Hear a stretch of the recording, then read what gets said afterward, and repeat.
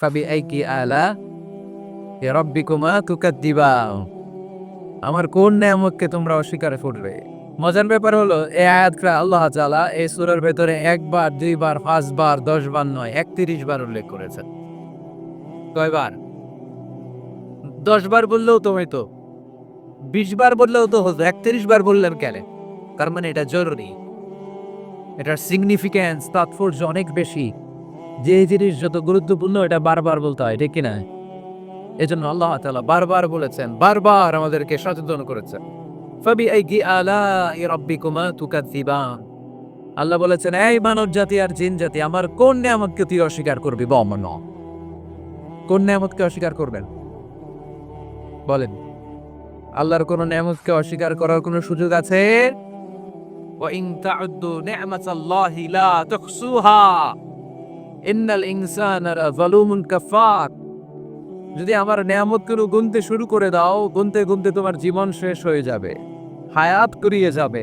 আমি আল্লাহর নিয়ামত গুনে কশিনকালও তোমরা শেষ করতে পারবে। সাগরের জল যদি কালি হয়ে যায়, গাছের পাতা যদি খাতা হয়ে যায়, সাগরের জল নামক কালি দিয়ে গাছের পাতা নামক খাতার উপরে যদি আল্লাহর প্রশংসা লিখতে শুরু করে দেন, আল্লাহ বলে গাছের পাতাও ফুরিয়ে যাবে, সাগরের জলও ফুরিয়ে যাবে, কিন্তু আমার প্রশংসা করে তোমরা শেষ করতে পারবে না। এজন্য আল্লাহ প্রশংসা করতে হবে বেশি বেশি নাকি কম কম? কম কম না বেশি বেশি? ফাবিআইকি আলাই রাব্বিকুমা তুকাযযিবান। আমার কোন নিয়ামতকে তোরা অস্বীকার করবি বল? O mankind and jinnkind, which of my mercy and blessings you wanna deny? আমার কোন নিয়ামতকে অস্বীকার করবি? অস্বীকার করার সুযোগ আছে? নাই। আল্লাহ হাবিব সাল্লাল্লাহু আলাইহি ওয়াসাল্লাম এই সূরাটাকে বড্ড পছন্দ করতেন। সাহাবাদেরকে একবার তিনি এই সূরাটা তেলাওয়াত করে শোনালেন। সাহাবারা চুপচাপ, ঠিক যেমন এখন আপনারা চুপচাপ। আল্লাহর হাবিব বললেন, ও সাহাবারা, তোমরা তো এই সূরা শুনে চুপ করে বসে আছো, কিন্তু তাইফের ময়দানে জিনদের কাছে এই সূরাটা আমি তেলাওয়াত করেছিলাম, তারা কিন্তু চুপচাপ বসে থাকে নাই। যতবার আমি ফাবিআইকি আলাই রাব্বিকুমা তুকাযযিবান বলেছি, এই আয়াতের বিপরীতে তারা উত্তর দিয়েছে, কারণ এই আয়াতটা একটা প্রশ্ন। It's a question from your lord to mankind and jinnkind. এটা আল্লাহর পক্ষ থেকে মানব জাতি এবং জিন জাতির কাছে রেখে দেওয়া একটা প্রশ্ন। ফাবিআইকি আলাই রাব্বিকুমা তুকাযযিবান। আমার কোন নিয়ামতকে অস্বীকার করবি তুই? আল্লাহর কোন নিয়ামত অস্বীকার করার কোন ক্ষমতা আমাদের আছে? নাই, নাই, অসম্ভব। এজন্য এটা একটা প্রশ্ন। আল্লাহর হাবিব বললেন, আল্লাহর প্রাণের সাহাবারা, তোমাদের সামনে যখন সূরা রহমান তেলাওয়াত করলাম তোমরা চুপচাপ, কিন্তু তায়েফের ময়দানে যখন জিনদের কাছে তেলাওয়াত করেছি তখন তারা চুপচাপ থাকে নাই। যতবার আমি ফাবিআইয়ি আলাই রাব্বিকুমা তুকাযযিবান তেলাওয়াত করেছি, প্রত্যেকটা আয়াত শেষে এই প্রশ্নের উত্তর তারা দিয়েছে। সুবহানাল্লাহ। যতবার এই আয়াতটা করেছি প্রত্যেকবার এই আয়াত শেষে তারা প্রশ্নের উত্তর দিয়েছে। তারা প্রত্যেকবার বলেছে, লা বিশাইইম মিন নিআমিকা রাব্বানা নুকাযযিবু ফালাকাল হামদু। আল্লাহ, তোমার কোন নিয়ামত অস্বীকার করার কোনো সুযোগ নাই, সব প্রশংসার মালিক তুমি। আবার যখন এই আয়াতটা আমি পড়েছি আবার উত্তর দিয়েছে, আবার আমি পড়েছি আবার উত্তর দিয়েছে। একবার নয়, দুইবার নয়, ৫ বার নয়, ১০ বার নয়, ৩১ বার এই আয়াতটা তেলাওয়াতের পর বড় জিনেরা এই আয়াতের উত্তর আমার সামনে দিয়েছে। সুবহানাল্লাহ। লা বিশাইইন ফিন নিআমিকা রাব্বানা নুকাযযিবু ফালাকাল হামদু। We cannot deny any of your mercy and blessings. All praises to you. All praises to you. সব ক্ষমতার মালিক একজন, চিল্লায় বলতে হবে, তিনি কে? তিনি হচ্ছেন আল্লাহ। সূরাতু আর রহমান, সূরার নাম কি? আরো জোরে বলেন। কোরআনের ৫৫ নম্বর সূরা এটা। কত নাম্বার? আয়াত আছে ৭৮টা। কয়টা? সূরাটা মাক্কি সূরা। কি সূরা? এবার প্রশ্ন করে উত্তর দেন। এই সূরাটা কোরআনের কততম সূরা? ৫৫। আয়াত কয়টা? ৭৮টা। মাক্কি না মাদানী? মাশাআল্লাহ, এই তো আপনারা উত্তর করতে পেরেছেন। এই সূরাটার একটা চমৎকার নাম আছে। বাইহাকী শরীফে আল্লাহর হাবিব সাল্লাল্লাহু আলাইহি ওয়াসাল্লাম ইরশাদ করেন, ইন্না লিকুল্লি শাইইন আরুস ওয়া আরুসুল কুরআনি সূরাতু আর রহমান। আল্লাহর হাবিব বললেন, সবার জন্য একজন নববধূ আছে, কোরআনেরও একটা নববধূ আছে। কোরআনের নববধূর নাম হচ্ছে সূরা আর রহমান। আওয়াজ করে সুবহানাল্লাহ বলতে পারলেন না? নববধূ বোঝেন তো? হ্যাঁ, নতুন বউ। নববধূ মানে কি? আল্লাহর হাবিব বললেন, ইন্না লিকুল্লি শাইইন আরুস ওয়া আরুসুল কুরআনি সূরাতু আর-রাহমান। সবার জন্য একটা নববধূ আছে, কোরআনেরও একটা নববধূ আছে।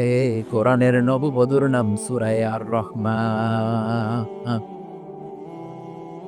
নববধূ যেতে বাসর রাতে হাতে পায়ে আলতা মেখে, বেনারসি শাড়ি পরে, লিপস্টিক দিয়ে, খোপায় ফুল দিয়ে, জুয়েলারি করে, অর্নামেন্টস করে, মেকআপ করে, পার্লারিং করে তার স্বামীর জন্য ওই রাতে সে নিজেকে উজাড় করে সাজায়, ঠিক কিনা? ঠিক তেমনি আল্লাহ তাআলা এই দুনিয়াতে আমাদেরকে কি কি নেয়ামত দিয়েছে, আবার কি কি নেয়ামত জান্নাতে গেলে দিবেন, তার সব কিছু বর্ণনা করে এই সূরাটাকে তিনি উজাড় করে সাজিয়েছেন। সূরাটার নাম কি? আরো জোরে বলেন কি নাম? আর রহমান। একটা দুর্বল বর্ণনায় এসেছে, দুর্বল বর্ণনায় যে আল্লাহ তাআলা, স্বয়ং আল্লাহ তাআলা জান্নাতে জান্নাতীদেরকে এই সূরা আর রহমানটা নিজ কণ্ঠে তেলাওয়াত করে শোনাব। আমরা আল্লাহর কণ্ঠের তেলাওয়াত শুনতে চাই কি চাই না? আল্লাহর তেলাওয়াত কি আমাদের মতো তেলাওয়াত? আল্লাহ দেখতে কি আমাদের মতো? লাইসা কামিসলিহি শাই, তার মতো কেউ নাই। তার মতো কেউ আছে? তার মতো কেউ নাই। তিনি তার মতো। তিনি কার মতো? তিনি তার মতো। লাইসা কামিসলিহি শাই। জান্নাতীরা যখন জান্নাতে ঢুকবে, আল্লাহ তাআলা প্রশ্ন করবেন, ও জান্নাতীরা, এই কোরআনে যত নাজ নেয়ামতের বর্ণনা দিয়েছিলাম তার সবগুলো কি তোমরা পাই টু পাই বুঝে পেয়েছো? জান্নাতীরা বলবে পেয়েছি। হঠাৎ এক জান্নাতে হাত তুলে বলবে, আল্লাহ একটা জিনিস তো পাই নাই। সবাই বলে পাইছি, তুমি পাও নাই। কি পাও নাই? কয় আপনারই তো পাইনি। সুবহানাল্লাহ পড়বেন না? আপনাকেই তো পাই নাই। সব দেখলাম, সব খাইলাম, সব দেখলাম, কিন্তু আপনারে তো দেখলাম না। আল্লাহ তাআলা তখন বিশাল জান্নাতের এক কনফারেন্স রুমে সবাইকে বসিয়ে আল্লাহর দিদার মানুষকে দেখাবেন। আল্লাহ তাআলা তার গোপন সৌন্দর্যকে সেদিন জান্নাতীদের সামনে প্রকাশ করেছেন। আল্লাহর হাবিব বসবেন ওই কনফারেন্স রুমে সবার সামনে। আল্লাহর হাবিবের পেছনে বসবে অন্যান্য নবীরা, তারপরে সোহাদা, সালেহীন, আউলিয়া সবাই বসবে ওই জান্নাতের কনফারেন্স রুমে। আমরাও যেন বসার জায়গায় পাই, আল্লাহ তুমি তৌফিক দিয়ে দিও। আল্লাহ তাআলা অনেকগুলো নূরের পর্দার পেছন থেকে নূরের ঝলকানি মারবেন। ওই ঝলকানি এক মুহূর্তের জন্য দিবেন। এক মুহূর্ত। কয় মুহূর্ত? 70,000 নূরের পর্দার কথা বলা হয়। এই বর্ণনাটাও দুর্বল। পর্দা আছে কিন্তু কয় হাজার জানে কে? আল্লাহ। ওই পর্দা সরিয়ে আল্লাহ তাআলা সৌন্দর্যের বা নূরের ঝলকানির এক আলোকচ্ছটা জান্নাতীদের সামনে তুলে ধরবেন এক মুহূর্তের জন্য। কয় মুহূর্ত? আলোকচ্ছটা দিয়েই আবার নাই, আবার সরাই ফেলবে। ওই এক মুহূর্ত দেখে জান্নাতীরা পাগল হয়ে যাবে, অপলক নেত্রে তাকিয়ে থাকবে। এইভাবে চোখের পলক ফেলবে না, চোখ মেলে তাকিয়ে আছে। কিন্তু সামনে কিন্তু আল্লাহর নূর আর নাই, কারণ ওইটা আসছিল কয় মুহূর্তের জন্য? এক মুহূর্ত পরে নাই। কিন্তু কি যে দেখলাম, কত সুন্দর! কোটি কোটি বছর এরকম অপলক নেত্রে জান্নাতীরা তাকিয়ে তাকিয়ে। ইন্নাল্লাহা জামিলুন ইউহিব্বুল জামাল। আল্লাহ নিজে সুন্দর, সৌন্দর্যকে পছন্দ করেন। আল্লাহর চাইতে সুন্দর কিছু হতে পারে? চিল্লায় বলেন পারে? পৃথিবী সুন্দর, মানুষ সুন্দর, আসমান সুন্দর, জমিন সুন্দর, সুন্দরে সুন্দরে পাল্লা। জানি না কত সুন্দর তুমি আল্লাহ, জানি না কত সুন্দর তুমি আল্লাহ। সুবহানাল্লাহ বলেন। আল্লাহ তাআলা তার সৌন্দর্যকে শরীর জান্নাতীদের সামনে তুলে ধরলেন। এই সূরাটা নাজিলের একটা ব্যাকগ্রাউন্ড আছে। আল্লাহর হাবিব সাল্লাল্লাহু আলাইহি সাল্লাম মক্কার জমিনে কাফিরদেরকে দাওয়াত দিতে লাগলেন, আল্লাহর ইবাদত করো, আল্লাহর জিকির করো, আল্লাহর প্রশংসা করো। এরকম দাওয়াত দিতে দিতে কিছুদিন পরে বিষ্ণু ইসলাম বলতে শুরু করলেন, রহমানের ইবাদত করো, রহমানের জিকির কর, রহমানের পায়ে সেজদায় লুটিয়ে করলি। তখন কাফেররা প্রশ্ন শুরু করে দিল, মুহাম্মদ এতদিন বলতা আল্লাহ, এখন কইতেছ রহমানের কথা, আসলে কোনটা? আল্লাহরে তো আমরা চিনি, রহমানরে তো আমরা চিনি না। আল্লাহর দাওয়াত দিচ্ছ, আল্লাহর গুণগান গাইছো, আল্লাহকে আমরা চিনি জানি, কিন্তু রহমানটা আবার কি? সে আবার কবে আসবে? কোত্থেকে আসলো? কবে থেকে আছে, কতদিন থাকবে? রহমান রে তো আমরা চিনি না না, ওরা রহমান চিনে না। এজন্য আল্লাহ তাআলা রহমানকে চিনায় দেওয়ার জন্য আর রহমান নামে একটা সূরা নাযিল করে দিলেন। وَإِذَا قِيلَ لَهُمُ اسْجُدُوا لِلرَّحْمَنِ قَالُوا وَمَا الرَّحْمَنُ, যখন তাদেরকে বিশ্বনবী বললেন রহমানের পায়ে সিজদা দাও, রহমানের জন্য সিজদায় লুটিয়ে পড়ো, ক্বালু ওয়ামার রহমান, তারা বলল রহমানটা আবার কে? রহমান কে? আল্লাহ চিনি, রহমানকে তো চিনি না। এখন রহমানকে এটা চিনানোর দরকার আছে না নাই? রহমানকে এটা চিনানোর জন্য আল্লাহ তাআলা আর রহমান নামে কোরআনে একটা সূরা নাজিল করলেন। চিল্লায় পড়ে আল্লাহু আকবার। কাফিরদেরকে জানানোর জন্য রব্বুল আলামিন সূরা আর রহমান নাজিল করলেন আর বললেন আর রহমান আল্লামাল কুরআন খলাকাল ইনসান আল্লামাহুল বায়ান। দয়াময় রহমান শেখালেন কোরআন, বানালেন ইনসান, শেখালেন বায়ান। দয়াময় রহমান শেখালেন কোরআন, বানালেন ইনসান, শেখালেন বায়ান। দয়াময় রহমান শেখালেন কোরআন, বানালেন ইনসান, শেখালেন বায়ান। দয়াময় রহমান শেখালেন কোরআন, বানালেন ইনসান, শেখালেন বায়ান। আল্লাহ আল্লাহ বলেন রহমান রে চিনো না? আর রহমান আল্লামাল কোরআন খলাকাল ইনসান আল্লামাহুল বায়ান। আমি হলাম রহমান, আমি দয়াময়, আমি মেহেরবান। আমার দয়ার কোনো শেষ নাই, আমার মায়ার কোনো শেষ নাই। আমার দয়া ভালোবাসা ছাড়া এই পৃথিবীতে কোনো কিছু হওয়া সম্ভব? ওসিআত রাহমাতি কুল্লা শাই, সব জায়গায় আমার আল্লাহর রহমত আছে না নাই? আল্লাহর রহমত ছাড়া এক ফোঁটা বৃষ্টি আকাশ থেকে জমিনে ঝরে? আল্লাহর রহমত ছাড়া একটা গাছের পাতা মাটিতে পড়ে? আল্লাহর রহমত ছাড়া একটা শ্বাস আমরা ভেতরে ঢুকাতে পারি? আল্লাহর রহমত ছাড়া পৃথিবীতে কিচ্ছু সম্ভব না। চিল্লায় বলেন ঠিক কি? আমার আল্লাহর দয়া ভালোবাসা যে কত বেশি আমরা জানি না, আমরা জানি না। আরশের বুকে আল্লাহ বিশাল সাইনবোর্ডে লিখে রেখেছেন সাবাকাত রাহমাতি গাদাবি। সাবাকাত রাহমাতি গাদাবি এর মানে হচ্ছে আমার রাগের উপরে আমার দয়া বিজয় লাভ করেছে। সাবাকাত রাহমাতি গাদাবি, আমার রাগও আছে, আল্লাহর রাগ আছে না? আমার দয়াও আছে, আল্লাহর দয়া আছে না? আল্লাহ বললেন আমার রাগও আছে, আবার আমার দয়াও আছে, তবে জেনে রেখো আমার রাগের চেয়ে দয়া বেশি। আল্লাহর কোনটা বেশি? দয়া বেশি। আমাদের পাপ অন্যায় যত বড় হোক, মনে রাখবেন আল্লাহর দয়া তার চাইতে কম নাকি ছোট। আপনি যত বড় পাপ করেন না কেন, আমাদের জন্য আল্লাহ পক্ষ থেকে দয়া আছে না নাই? বনি ইসরায়েলের এক লোক সিরিয়াল কিলার ছিল, খালি মার্ডার করতো, সিরিয়াল মার্ডার। একটা, দুইটা, তিনটা, 10টা, 5টা করতে করতে করতে করতে 99টা মার্ডার করেছে। কয়টা? এলাকা আছে নাকি রে না কেউ? 99টা মার্ডার কল্পনা করা যায়? 99 জন মানুষকে সে নিজ হাতে হত্যা করেছে। 99 মার্ডার করার পরে তার মনে ভয় আসলো, হায় রে, না জানি আল্লাহ আমার সাথে কেমন আচরণ করে আখিরাতে। আমার তওবা আছে কিনা কপালে জানি না, আমার তো ক্ষমা নাই, কি করবো আমি? তো সে লোকজনদেরকে জিজ্ঞেস করলো আমার ক্ষমা আছে কিনা, এটা কে বলতে পারবে? আমাকে আল্লাহ মাফ করবে কিনা? তারা সবাই বললো এ এলাকায় এক আল্লাহর ওলি আছে, তার কাছে যাও। সে আল্লাহর ওলির কাছে যেয়ে বলে, ও আল্লাহর ওলি, আমি 99টা হত্যা করেছি, 99টা মার্ডার, আমার কপালে ক্ষমা আছে কিনা তুমি একটু বল। আল্লাহর ওলিকে কি বললা? 99টা মার্ডার! হায় হায় সর্বনাশ, তোর কোনো ক্ষমা নাই। এবার যে মার্ডার করছে কয় আমার যেহেতু ক্ষমা নাই, তোরে বাঁচায় রেখে লাভ কি, তোরেও দিলাম শেষ হয়ে যাস। এবার সেঞ্চুরি করে ফেলিস। কথা বুঝতেছেন? আমার যেহেতু ক্ষমা নাই, তো তোরে বাঁচায় রেখে কি লাভ, তোরেও শেষ করে দিলাম। এবার সেঞ্চুরি। সেঞ্চুরি করার পরে ভয় আসে না নাই অন্তরে? অন্তরে তো আল্লাহর ভয়। কই যাব? খুঁজতে লাগলো কে সমাধান দিতে পারবে। একজন বললো ওই এলাকায় একজন বড় আলেম আছে, ওই আলেমের কাছে যা আছে। সে আলেমের কাছে যে বলে, আলেম, আমি 99টা হত্যা করেছি, এখন আমার বড্ড ভয় হয় আল্লাহ আমারে মাফ করবে কিনা, তুমি একটু আমারে বলেন। আলেম বলে তোমার গুনাহ যত বড়ই হোক আমার আল্লাহর দয়া তার চাইতেও বড়।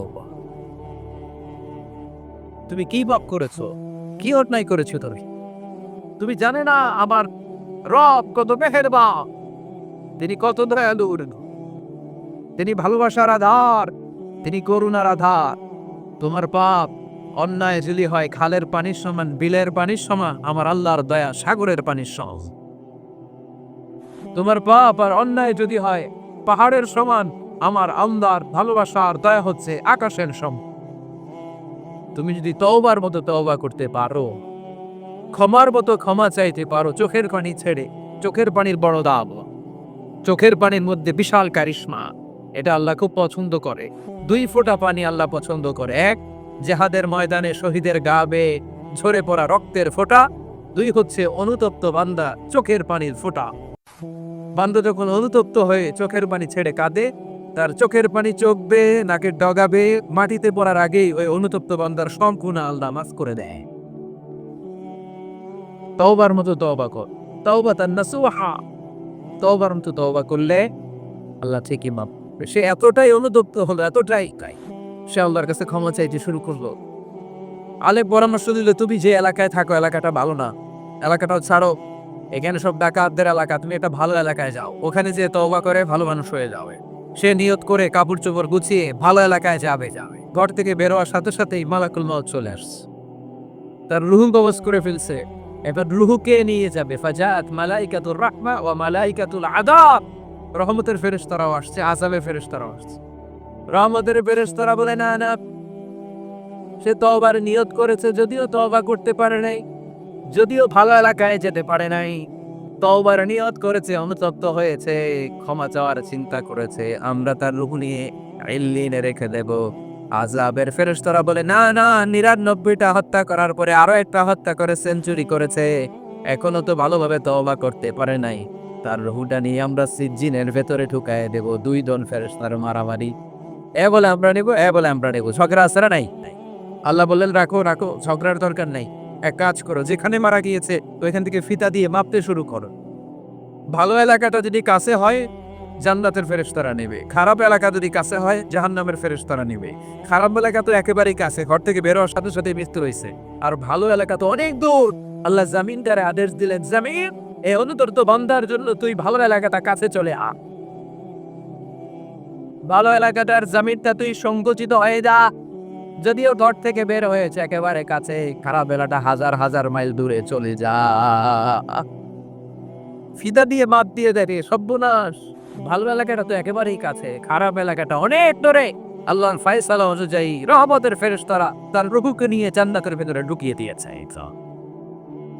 ৯৯টা হত্যা করার পরে আরো একটা হত্যা করে সেঞ্চুরি, ১০০টা খুন করছে। আপনি কয়টা করছেন? আমি কয়টা করছি?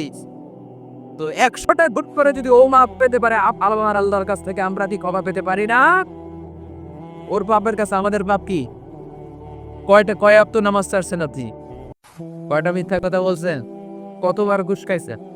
কত টাকা সুদে লাগাইছেন? কত অন্যায় করছেন? কত জুলুম করেছেন? মনে রাখবেন, আপনার পাপ, আপনার অন্যায়, আপনার জুলুম যত বড় হোক না কেন, আমার আল্লাহর দয়া তার চাইতে বড়। এজন্য আল্লাহ নিজের পরিচয় দিয়ে বললেন, আর রহমানু আল্লামাল কুরআন খালাকাল ইনসান আল্লামাহুল বায়ান। আমি রহমান, আমি দয়ার সাগর। আমি কি?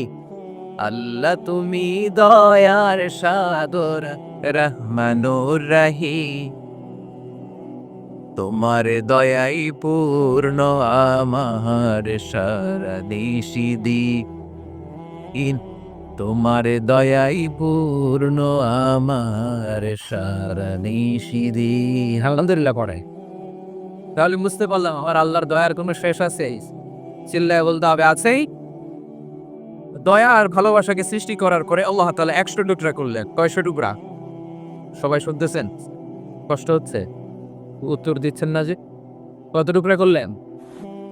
১০০। ১০০ টুকরা করে ৯৯ টুকরা দয়া ভালোবাসা আল্লাহ তাআলা নিজের কাছে রেখে দিলেন।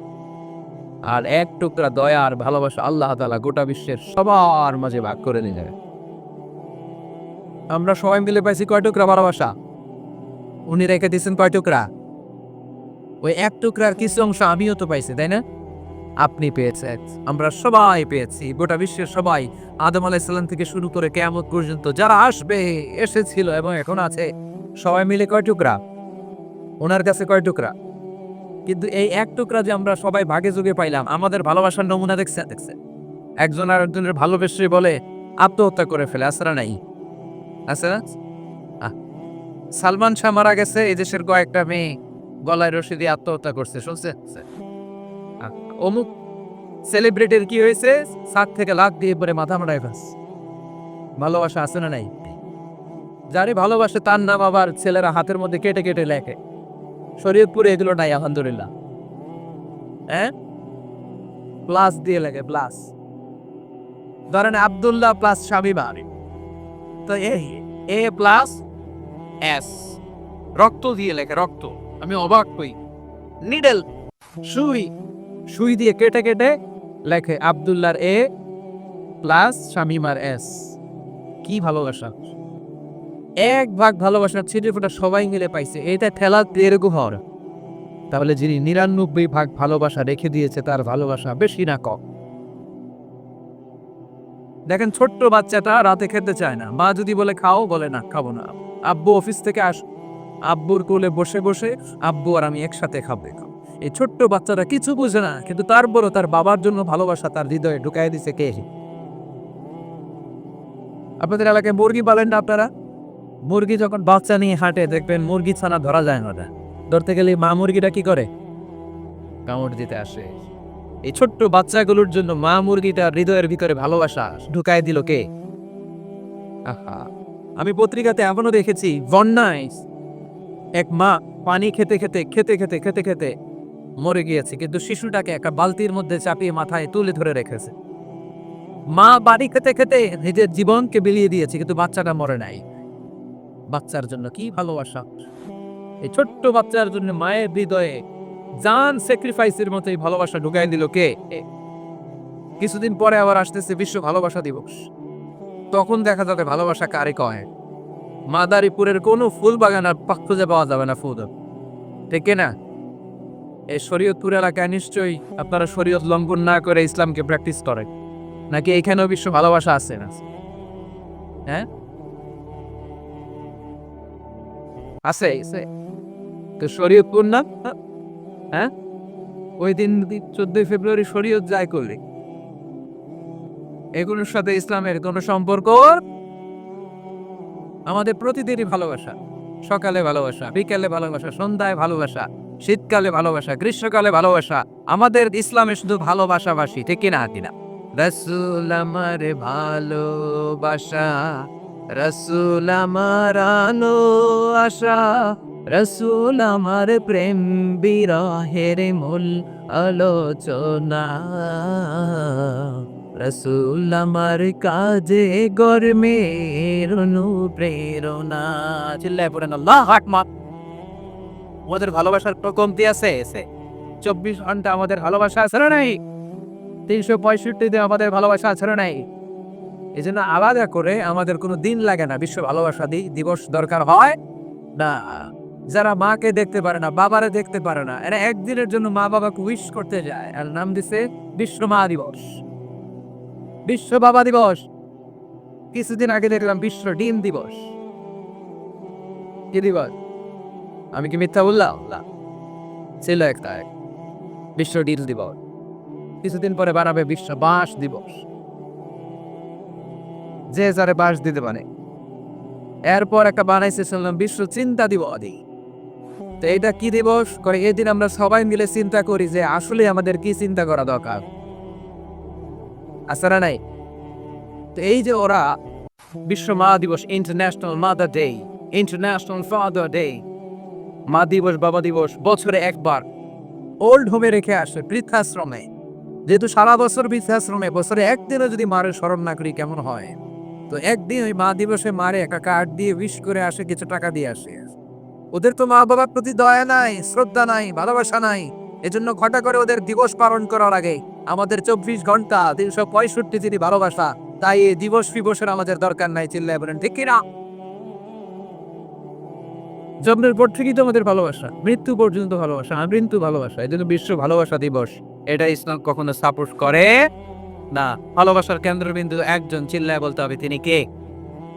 100 টুকরা করে আমাদেরকে দিয়েছেন কয় টুকরা? উনি রেখেছেন কয় টুকরা? দেখেন, এক টুকরা ঠেলায় বিশ্ব ভালোবাসা দিবস আমরা পালন করি। ভালোবাসার গান, ভালোবাসার নাটক, ভালোবাসার ফিল্ম, ভালোবাসার কবিতা, অভাব নাই। কত ভালোবাসার স্টোরি আপনারা জানেন, এত ভালোবাসা। কিন্তু সবাই মিলে ভালোবাসার এক অংশ আমরা ভাগে জুড়ে পেয়েছি। এক অংশের নমুনা যদি এমন হয়, 99 টুকরা ভালোবাসা যিনি রেখে দিয়েছেন নিজের মধ্যে, তার ভালোবাসা বেশি না কম? চিল্লায় বলেন বেশি না কম? এজন্য আমরা আল্লাহর ভালোবাসার ভিখারি, আমরা আল্লাহ তাআলার রহমতের ভিখারি। আল্লাহর রহমত ছাড়া কেউ কোনোদিন জান্নাতে যেতে পারবে কোনোদিন নিজের আমল নিয়ে বড়াই করবে না। আপনারা কি ভাবেন যে আপনার আমল দিয়ে আপনি জান্নাতে যাবেন? শরীফপুরের আজকের এই প্যান্ডেলে যারা বসে আছেন, কার এরকম ভরসা আছে যে হুজুর আমি এত আমল করেছি, আমার আমলের বদৌলতে আমি জান্নাতের উপর দিলাম? কে কে আছেন দেখি? আল্লাহর ওলি আছে? দুজন আল্লাহর ওলি? হ্যাঁ আছে? নাই। আল্লাহর হাবিব বললেন, আল্লাহর রহমত ছাড়া, ভালোবাসা ছাড়া কেউ কোনোদিন জান্নাতে ঢুকতে পারবে? আম্মা জান আয়েশা বললেন, ইয়া রাসূলুল্লাহ আপনিও না? আল্লাহর হাবিব বললেন, না আমিও না, তবে আল্লাহর রহমত আর দয়া সেদিন আমাকে ঘিরে রাখে। মান নুকিশা উযিবা, যার হিসাব আল্লাহ সেদিন চাইবেন সে ধরা খেয়ে যাবে। সব সময় আল্লাহর কাছে এই দোয়াটা যেন আমরা করি, আল্লাহ কিয়ামতের দিন তুমি আমার হিসাব নিও না, আল্লাহ তুমি আমার বিচার বসিও না। আল্লাহ যার বিচার করবেন ও জাহান্নামে যাবে, আর যার বিচার করবেন না সে জান্নাতে যাবে। আল্লাহ যদি বিচার করে আর পাই টু পাই হিসাব নেয়, নামাজ পড়লি না কেন, রোজা রাখলি না কেন, মিথ্যা বললি কেন, খাদ্যে ভেজাল দিলি কেন, মাছে ফরমালিন দিলি কেন, যৌতুক খাইলি কেন, ঘুষ খাইলি কেন, উল্টাপাল্টা করলি কেন, জিনা করলি কেন, একটার পর একটা প্রশ্ন বানিয়ে দিতে সেই ভয়ঙ্কর দিনে আল্লাহ আমাদেরকে জর্জরিত করে, আমাদের কোনো উত্তর আছে? সেদিন আমাদের বাঁচার কোনো উপায় আছে? তাই আমরা সবাই আল্লাহর কাছে দোয়া করবো, আল্লাহ কোনো বিচার টিচার মানি না, কোনো বিচার করতে পারবে না, দয়া করলা। কথা কেন? কি করবে? এবার আওয়াজ করে বলেন, বিচার চান না দয়া চান? রোজ হাসরে হে আল্লাহ আমার করোনা বিচার, আল্লাহ করোনা বিচার, পড়েন আমিন। রোজ হাসরে হে আল্লাহ আমার করোনা বিচার, আল্লাহ করোনা বিচার। বিচার চাহে না তব দয়া চাহে, হে গুনাহগার, আল্লাহ করোনা বিচার। করে না আমি? তিনি যদি দয়া করেন তবেই আমরা জান্নাত যেতে পারবো, ঠিক কিনা? এজন্য আল্লাহ বললেন, আর রহমানু আল্লামাল কুরআন খালাকাল ইনসান আল্লামাহুল বায়ান। আমি হলাম রহমান। কাফেররা বলে রহমানকে জানি না, রহমানকে চিনি না। আল্লাহ বলে রহমানকে চিনে না, আমার নাম রহমান, আমি দয়ালু, আমি মেহেরবান, ঠিক কিনা? এজন্য প্রতিদিন সূরা ফাতিহায় দ্বিতীয় আয়াতটা আমরা কি পড়ি? আর রহমান আর রাহিম, ঠিক কিনা? তিনি দয়ার সাগর, তিনি মায়ার সাগর। আমরা বললাম, আল্লাহ ঠিক আছে আমরা বুঝেছি আপনি দয়ার সাগর, আর আপনি কি করেন? দ্বিতীয় আয়াতে আল্লাহ বললেন, আল্লামাল কোরআন, আমি কোরআন শিক্ষা দেই। শুধু দয়ার সাগর হয়ে আমি আল্লাহ বসে থাকি নাই, তোমাদের হেদায়েতের জন্য আমি কোরআন নাজিল করে দিয়েছি। আল্লামাল কোরআন, আমি কোরআন শিক্ষা দেই। আমাদেরকে কোরআন শিখিয়েছে কে? বিশ্বনবীকে কোরআন শিখিয়েছে কে? আল্লাহ। এজন্য দুনিয়াতেও যারা কোরআন শিখায় তাদের মর্যাদা বাড়ায় দেয় কে? বাংলার জমিনে যারা কোরআন শরীফ শিখায় এদের মর্যাদা সবচেয়ে কম, এদের বেতন সবচেয়ে কম, এরা সমাজে সবচেয়ে বেশি অবহেলিত, ঠিকই না? আল্লাহর কাছে এরা সবচেয়ে বেশি সম্মানিত। আল্লাহর হাবিব বললেন, খায়রুকুম মান তাআল্লামাল কুরআন ওয়া আল্লামাহু, তোমাদের মধ্যে আল্লাহ তাআলার কাছে সবচেয়ে প্রিয় শ্রেষ্ঠ ওই মানুষটা যে নিজে কোরআন পড়ে আবার অন্যরে পড়ায় দেয়। সুবহানাল্লাহ পড়ে। আপনি যদি কাউরে শুধু সূরা ফাতিহাটা শিখান, কোন সূরা? সূরা ফাতিহাটা দিলে শিখায় দেন, সে যতদিন সূরা ফাতিহা তেলাওয়াত করবে ওই তার তেলাওয়াতের একটা পার্সেন্টেজ সওয়াব তার আমলনামায় আছে না নাই? সে যদি আবার আরেকজনের শিখায়, ওই লোক যদি আবার আরেকজনের শিখায় দেয়, এরকম যতজনকে তারা শিখাবে প্রত্যেকের তেলাওয়াতের একটা পার্সেন্টেজ সওয়াব আপনার আমলনামায় ঢুকায় দিবে কে? এই জন্য কোরআন নিজেও শিখবো, অন্যকেও শিখাবো। রাজি আছেন তো? আপনাদের এখানে মসজিদে কোরআন শিক্ষার আসর আছে নাকি? হ্যাঁ, এই যে বাড়ির পাশে যে একটা মসজিদ দেখলাম, কোরআন শিখাই। কিবার শিখাই? প্রতিদিন। কে শিখায়? ইমাম সাহেব।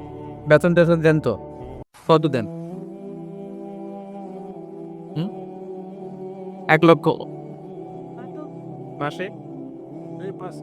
5 না বলে কি, এক একটা ইমামের কমসে কম 1 লক্ষ টাকা বেতন হওয়া যাবে, ঠিক কিনা? কিনা না খেয়ে না পড়ে অল্পতে তুষ্ট থেকে যারা শুকরিয়া করে এরা আমাদের আইম্মাতুল মাসাজিদ, মসজিদের ইমামরা, মসজিদের মুয়াজ্জিনরা। এক একটা মসজিদের মুয়াজ্জিনের গলা হবে এরকম বিশাল উঁচু। কিয়ামতের ময়দানে সবাই আমার দিকে তাকায় থাকবো, কিরে ভাই তোর গলা উঁচু কেন? সে বলবে আমার এই গলা দিয়ে প্রতিদিন 5 বার আমি আজান দিয়েছি। কিয়ামতের ময়দানে ঠিকই সম্মানিত, দুনিয়ায় আমরা চিল্লাত না আমাদেরকে। এজন্য কোরআন শিক্ষার আসর জন্য আমরা গড়ে তুলব। তালিমুল কোরআন প্রজেক্ট লাগবে, শিশুদের কোরআন শিক্ষার আসর, নারীদের কোরআন শিক্ষার আসর, বয়স্কদের কোরআন শিক্ষার আসর। আমরা কোরআন শিখে মরতে চাই, কোরআন জেনে মরতে চাই। No excuse will be granted that day. সেদিন আল্লাহ কোনো এক্সকিউজ গ্রহণ করবে না। সব পারো, হিন্দি তো ঠিকই কইতে পারে না। হিন্দিতে কথা কইতে পারে না ছেলেপেলেরা? হিন্দি সিনেমা এমন দেখা দেখে হিন্দিতে কথা কইতে পারে। তো হিন্দি ভাষা বুঝতে পারলে, শিখতে পারলে আরবি মাল্লা না কেন? কোনো এক্সকিউজ, ওজর, আপত্তি সেদিন আল্লাহ গ্রহণ করবে? শরীয়তপুরের ভাইরা, আসুন আমরা কোরআন শিখি, আসুন আমরা কোরআন পড়ি। প্রতিদিন একটা আয়াত হলেও কমপক্ষে আমরা যেন কোরআনের অর্থ পড়ি, বঙ্গানুবাদ করি। রাজি আছেন তো? আপনাদের স্মার্টফোন আছে কার চানাতে দেখি?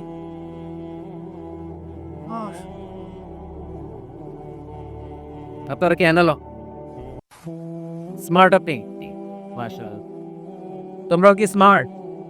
হ্যাঁ, ঠিক আছে, হাত নামাও, হাত নামান সবাই। তো এই যে স্মার্টফোন আসছে স্মার্ট বানাইতে, যেই ফোনের মধ্যে কোরআন নাই সে আনস্মার্ট, ঠিক না? যার মোবাইলের ভিতরে কোরআনের অ্যাপস আছে, ডাউনলোড করে অ্যাপস রেখেছে, সেই হচ্ছে আসল smart. He is the real hero, he is the real smart. এজন্য মোবাইলের অ্যাপসের ভেতরে কোরআন ঢুকাইতে হবে। শরীয়তপুরের ছেলেরা খুব সহজ, অ্যান্ড্রয়েড সাইট ইউজ করলে প্লে স্টোরে যাও, যে তুমি বাংলা কোরআন লিখো চলে আসবে। আইফোন যদি ইউজ করো অ্যাপ স্টোরে যাও, ওখানে যে বাংলা কোরআন লিখুন চলে আসবে। সহজ। এত সহজ হওয়ার পরেও আল্লাহ কি বললেন আমরা যদি না শিখি, না জানি, আল্লাহ কি ক্ষমা করবে? যা বলার সব আল্লাহ বলে দিয়েছে এই কোরআন। এই কোরআনে শুরু হয়েছে বিসমিল্লাহির রহমানির রহিম দিয়ে, মানে বা দিয়ে। কি দিয়ে? চিল্লায় বলাটা কি দিয়ে?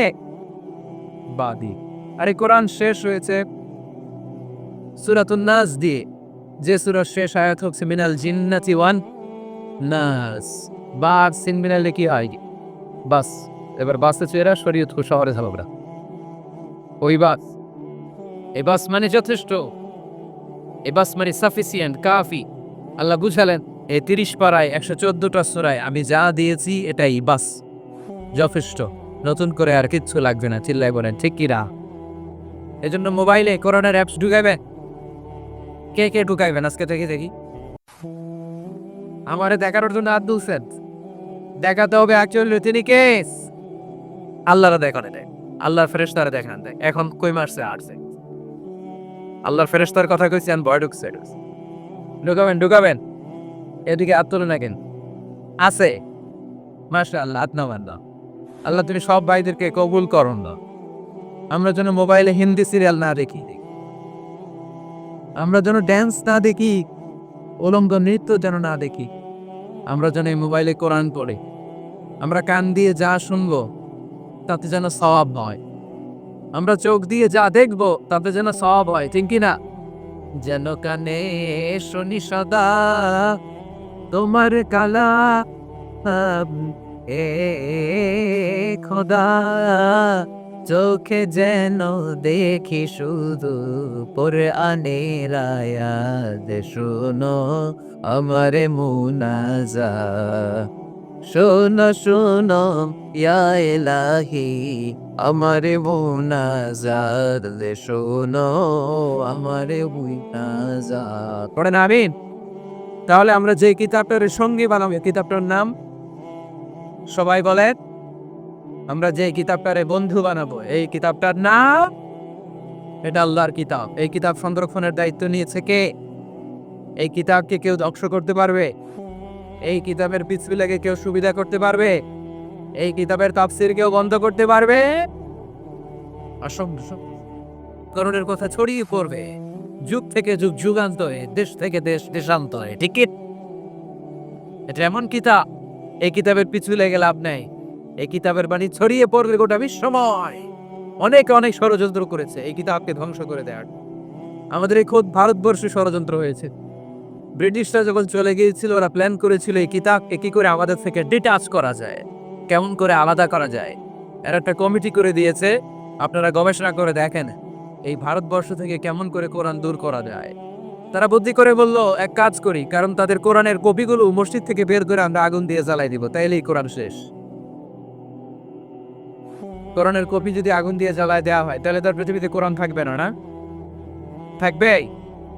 যদি আগুন লেগে ধ্বংস হয়ে যায়, ধ্বংস হয়ে যায়, যদি আগুন লেগে যায়, পুড়ে যায় পৃথিবীর সব বইয়ের দোকান, বিশ্ব থেকে হারাবে না পবিত্র কোরআন, বিশ্ব থেকে হারাবে না পবিত্র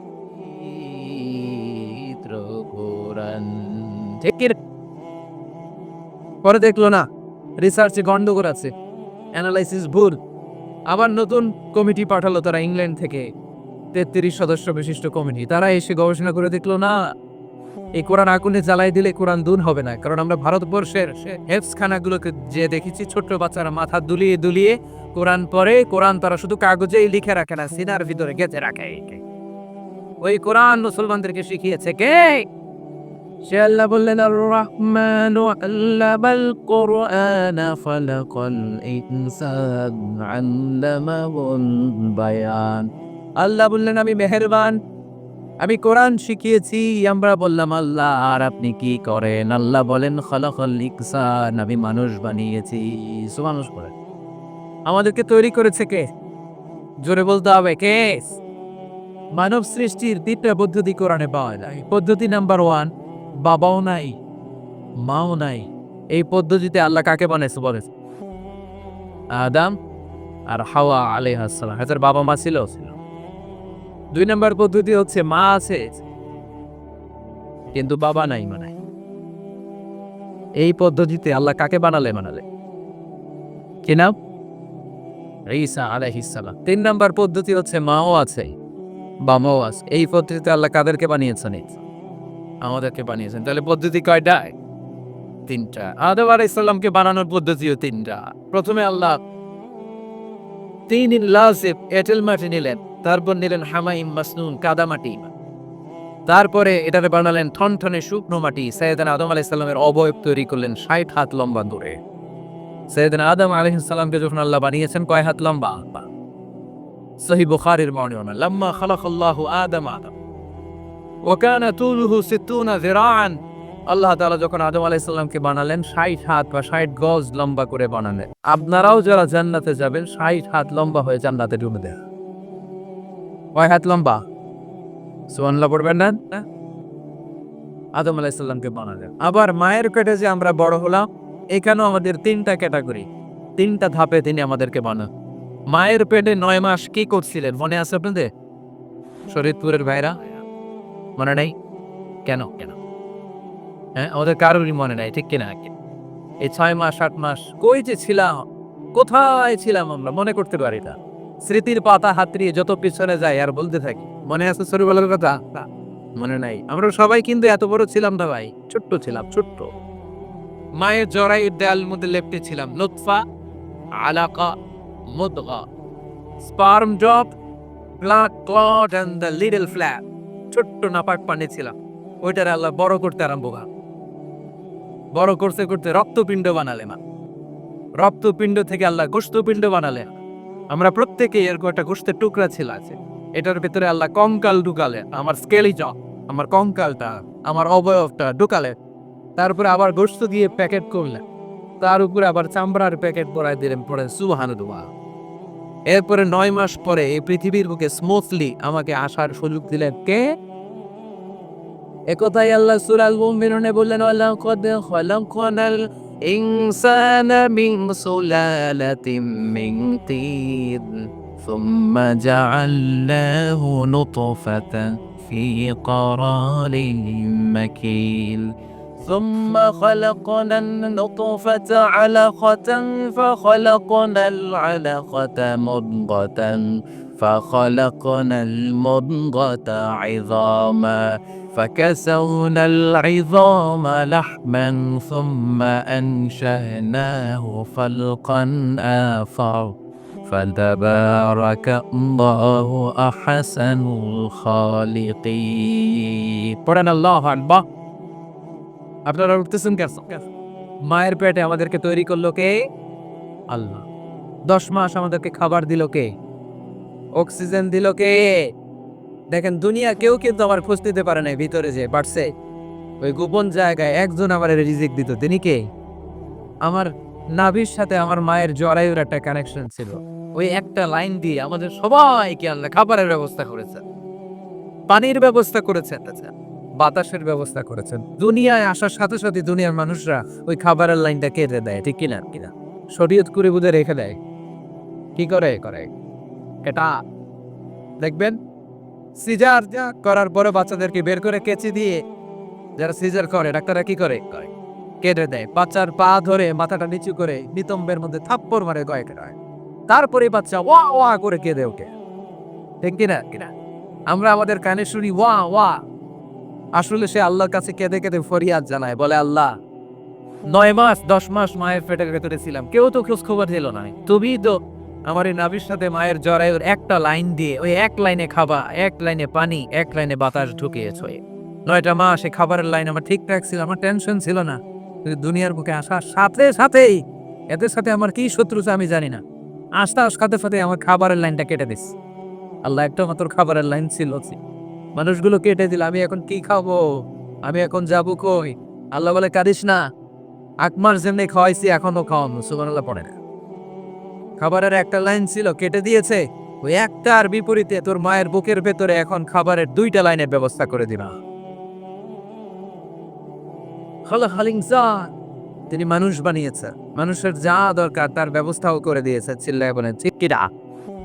এজন্য আল্লাহ বললেন আর রহমানু আল্লামাল কুরআন খালাকাল ইনসানা আল্লামাহুল বায়ান। আমি মেহেরবান, আমি তোমাদের কোরআন শিখিয়েছি, আমি মানুষ তৈরি করেছি, আমি তোমাদেরকে ভাষা শিক্ষা দিয়েছি। সুবহানাল্লাহ পড়ে তো আল্লামাহুল বায়ান, আমি তোমাদেরকে বয়ান শিখিয়েছি। এই যে আমরা বয়ান করি, আমাদের যে ভাষা, এই ভাষা কার দাত্তা? আমাদের বাংলা ভাষা কার দাত্তা?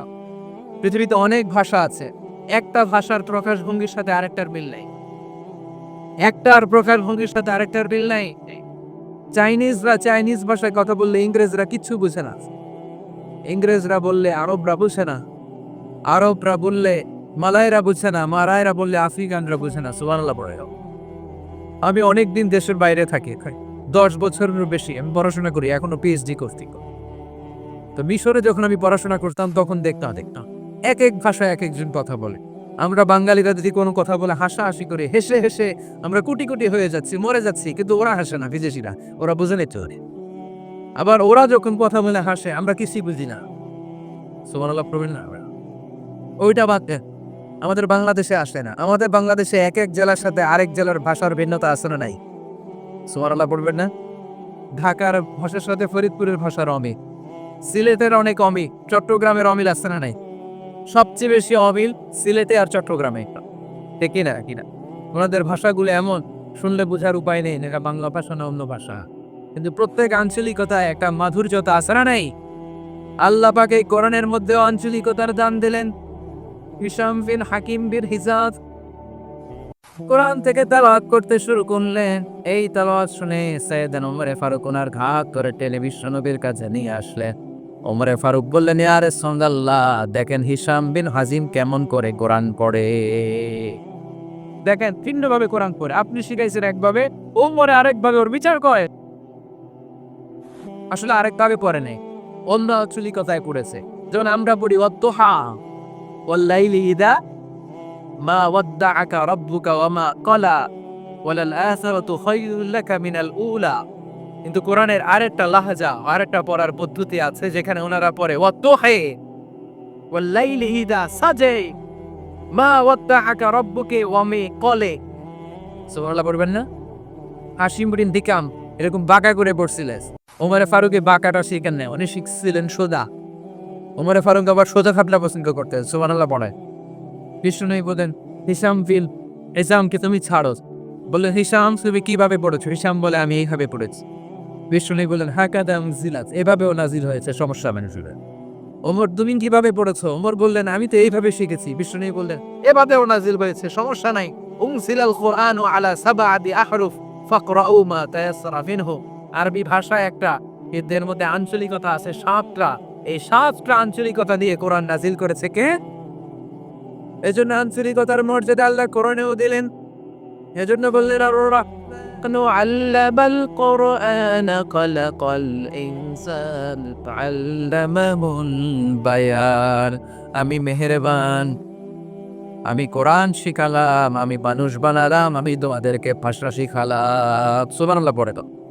এরপর আল্লাহ বললেন আশ-শামসু ওয়াল কামারু ফি হুসবান ওয়ান নাজমু ওয়াশ-শাজারু ইয়াসজুদান। সুবহানাল্লাহ।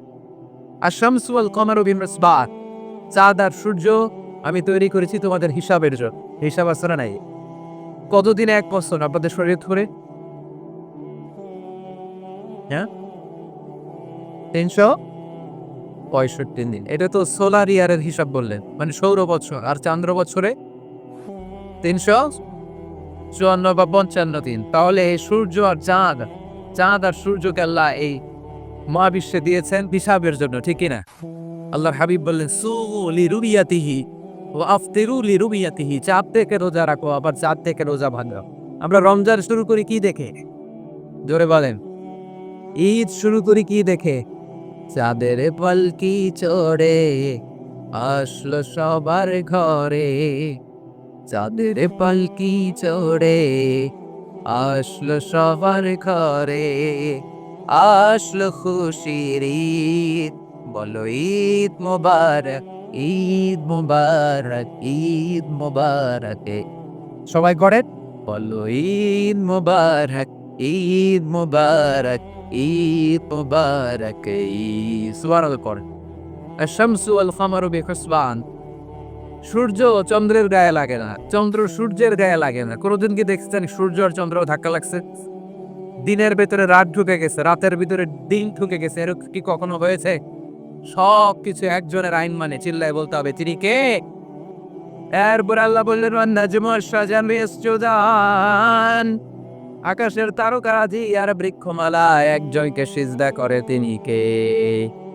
আকাশের তারাগুলো আল্লাহর সিজদা করে, কিন্তু আমরা আল্লাহর সিজদা করতে চাই না। গাছগুলো আল্লাহর জিকির করে, কিন্তু আমরা জিকির করতে চাই না, ঠিক কি না? অস্ট্রেলিয়া সিডনি শহরে একটা জঙ্গল আছে, ওই জঙ্গলে একটা গাছ আছে, গাছ।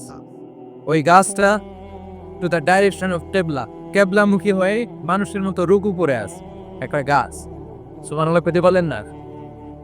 ক্যালেন্ডারে দেখা যায়, পত্রিকায় দেখা যায়, গাছ লুকু করে আছে। আমরা রুকু করি না, আমরা সিজদা করি না। কিয়ামতের দিন আল্লাহ বলবে আমার সিজদা দিয়ে দেখা। আপনারা যারা নামাজ পড়েছেন, সিজদা দিয়েছেন, তারা আল্লাহু আকবার বলে সিজদায় লুটিয়ে পড়িয়া। আর যারা নামাজ পড়ে নাই, তারা শত চেষ্টা করেও তাদের পিঠকে বাঁকা করতে পারবে না। এজন্য ৫ ওয়াক্ত সালাত জামাতের সাথে পড়ার দরকার আছে না নাই? আজকের এই মাহফিলটা তখনই সফল হবে যখন আমরা এই ওয়াদা করতে পারবো যে জীবনে কোনোদিন নামাজ ছাড়বো। এই ওয়াদা করা যাবে? সবাই করতে পারবেন?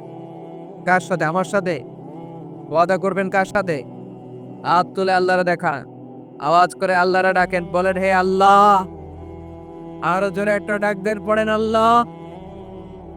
হাত তুলে ওয়াদা করলাম কথা, ৫ ওয়াক্ত সালাত জামাতের সাথে আদায় করার চেষ্টা করব, তুমি তৌফিক দাও।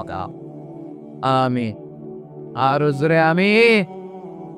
সূরা আর রহমানের শিক্ষা হচ্ছে যে সব সময় আমরা ভরসা রাখবো একজনের উপর, তিনি কে?